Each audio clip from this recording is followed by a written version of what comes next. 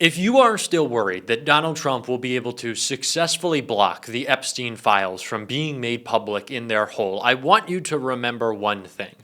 He has the stupidest people around him. The stupidest people in our government are the ones working for Donald Trump, and the stupidest person in our government is Donald Trump, which is why they cannot hide, they cannot cover up. As much as they have tried to, they have failed. They have only brought more attention to the Epstein files through this last 6 months of idiocy, and it is why the latest criminal leak, after a cover-up from Pam Bondi, is proving why this administration is collapsing right now. We are going to get into that court leak showing the idiocy of Pam Bondi as Epstein blows up Donald Trump's entire term. But before we do, if I could quickly ask you to leave a like on this video, and if you haven't already and you enjoy our channel, to hit that subscribe button because it goes a long way in supporting our work. Now, before we get into this ridiculous court leak, I want to start with Jasmine Crockett's breakdown, the latest on the Epstein files, and all you need to know about another idiotic lawyer in Trump's administration. Yeah, there's still more that committee staff is going through and determining what needs to be redacted before the release. And then we always consult with leadership on the Republican side as well before any drops are made public.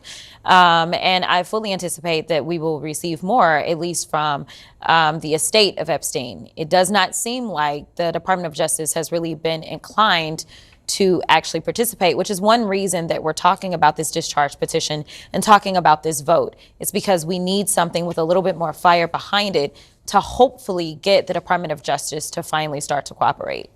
Why is it that Epstein's estate, I mean, the Todd Blanche, the president's deputy attorney general now, he wrote this morning that when he went to interview Ghislaine Maxwell, quite a moment, that law enforcement didn't have the materials that Epstein's estate hid for years and only just provided to Congress. Why is he saying this now, and why is the estate talking to Congress if not to the DOJ? Have you ever heard of CYA? That's exactly what we've got going on. And it was interesting because you made a Freudian slip. You said the president's attorney. You're right. That's who he is. I should have said former personal attorney. That's who he is, though. Like, I'm sticking with it. I get what you got to say. But at the end of the day, that's what he's been trying to do. He's been trying to do Trump's bidding. He has not been acting like anyone's attorney general. And we know that when it comes down to whether you're the deputy or whether you are, say, Pam Bondi, the actual AG, you are supposed to be the people's attorney. But she has decided that she wants to neglect the people and do whatever it is that Trump wants her to do, along with Todd Blanche. So here it is. He's like, well, I didn't have all the information. Well, sir, did you try to get the rest of the information? Do we know for sure that the Department of Justice didn't have this information? And if they didn't have this information, do we know whether or not they actually deleted this information? Do we know that there was a thorough investigation? Do we know whether or not the investigation had concluded? These are all questions that we need answers to, but we can't get them when you're not cooperating. So we don't know what the DOJ has, nor what it is that the DOJ potentially was trying to do. Considering that the president right now is trying to obstruct on some very basics of let's just get a subpoena that says release all the information, I wouldn't be surprised, just like he obstructed the prosecution of one of his henchmen who took $50,000 in taxpayer dollars from undercover officers. I wouldn't be surprised if he sent a message and said, stop investigating. We're done with this. Epstein's dead. I don't want to hear anything else about it. Do you have any evidence of that claim? I have no idea. No, that's the whole point. I have no information. And that's why we need these files to be released, because we are looking for transparency, whether you're a Democrat, Republican, or independent. Listen, if people decide that they want to continue to support a person who may be a pedophile himself, or a person who obviously is covering for pedophiles, that's on them. But they should know at least the devil that they have decided to pick. The cover-up that Todd Blanche engaged with is so obvious and clear to us all that, again, Jasmine Crockett was right. It was a Freudian slip. To say that he is Donald Trump's personal attorney still is not outside the realm of truth when he is operating that way. Everyone in the DOJ serves Donald Trump, and it is why it has been so laughable to see MAGA get upset with Pam Bondi and say that she has botched this release of the Epstein files. She is holding them back. Kash Patel, he is holding them back. They only work for Donald Trump and serve whatever he wants to do at any given point. And Pam Bondi is not just doing that on the Epstein front, as Donald Trump seeks to distract from Epstein and tries to intimidate anyone who will speak out from him. Pam Bondi is engaged in her own unlawful attack, pretending that she is a real person, but she's not. She is carrying out politically motivated attacks, politically motivated indictments, and she's not even doing them well because she accidentally hid a little bit of evidence and a court leaked it because Pam Bondi is just stupid. Bondi blasted over missing minutes in MAGA beauty queen case. A federal judge called out Attorney General Pam Bondi on Thursday for failing to produce a grand jury transcript. Judge Cameron McGowan Curry, who was presiding over the hearing where lawyers for James Comey and Letitia James argued that beauty queen turned prosecutor Lindsay Halligan was serving illegally when she brought criminal cases against them. Judge Curry said she did not receive a section of the transcript from the proceeding held in late September. It appears there was no court reporter present, the judge said, according to CNN, or the court reporter had stopped taking notes. Last month, Pam Bondi retroactively tried to shore up Halligan's standing by giving her a new title, Special Attorney. In the court filing dated October 31st, Bondi wrote that based on her review of the grand jury proceedings, she ratified Halligan's actions before the grand jury and her signature on the indictments returned. The judge on Thursday, however, observed it was obvious to me that the Attorney General could not have reviewed the entire proceedings. Comey's lawyers have argued that Halligan was serving as interim U.S. Attorney illegally, and Curry has said she thought the transcripts were necessary to determine the extent of the indictment signer involvement in the grand jury proceeding.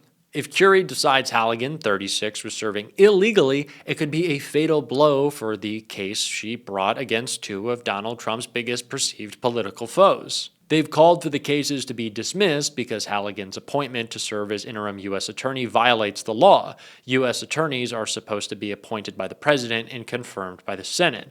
If that does not happen, the attorney general can appoint an interim U.S. attorney to serve for 120 days. After that period expires, the district court can appoint a U.S. attorney until the vacancy is filled. So Pam Bondi, in this phony case that she really didn't even want to bring against Letitia James and James Comey, respectively, was unable to produce, with Donald Trump's idiotic fake attorney, a grand jury transcript for one of two reasons.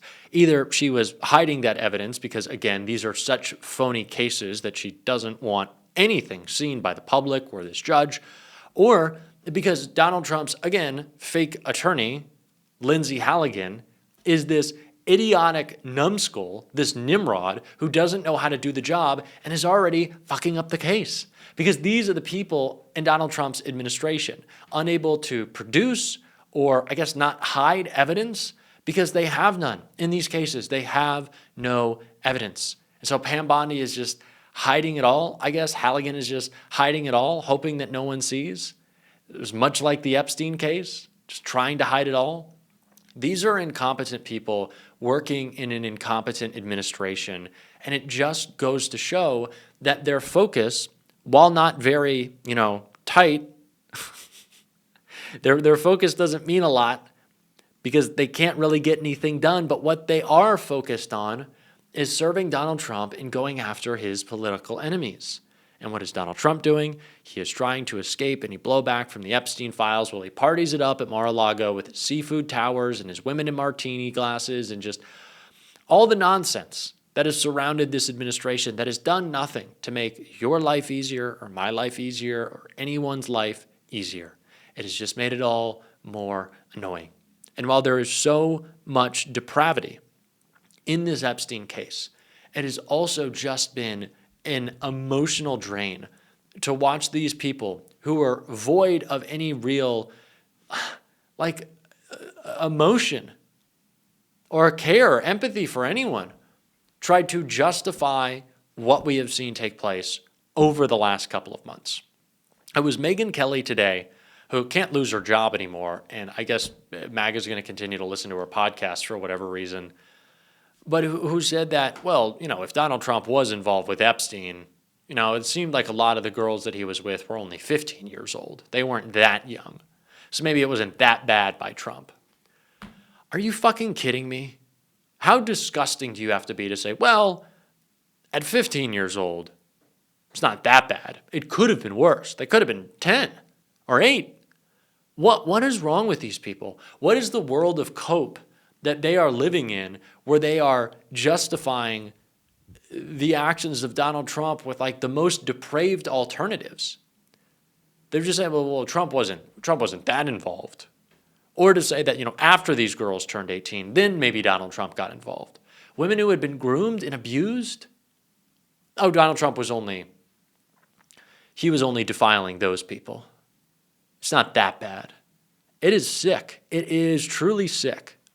And in all of this, Donald Trump is launching this attack on his political foes, which has clearly failed because of Pam Bondi, because of Halligan, because of these idiots that are in Donald Trump's administration. But it comes as no surprise, which is why we continue to have to hammer at this, as Jasmine Crockett did right here. They have said it should not be on them to provide a list of the people that they encountered. Do you, in the course of your work on the committee and perhaps discussions with them, have any understanding or thinking that they may change their position on that we may see a list from them? I don't think so. Let me tell you something. There's been recent reporting where MAGA seems to be upset because I have to pay for security. I'm actually upset that I have to pay for security as well. The threats that come with being on the other side of this president are significant and serious.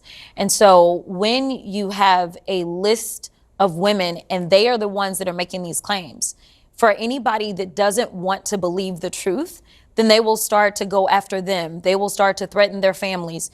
It would be better if we had the contemporaneous reports from law enforcement where they called in at those moments and gave the reports of what was happening. It's kind of like the birthday letter that he wants to pretend is a hoax. That was a contemporaneous writing at that time. This was not produced in real time, and they don't want it to be seen as partisan or political. They just want people to believe in the facts. And so if it is that they reported this, maybe even before he was president, then maybe people will actually believe it versus the hate that they get thrown at them in this moment. So no, I don't think that they'll do it. I think it's the smartest thing that they can do for safety. It is sad that we have survivors that feel like they can't be safe from an American president and his cronies, but that's where we are. We have to be on this 24/7.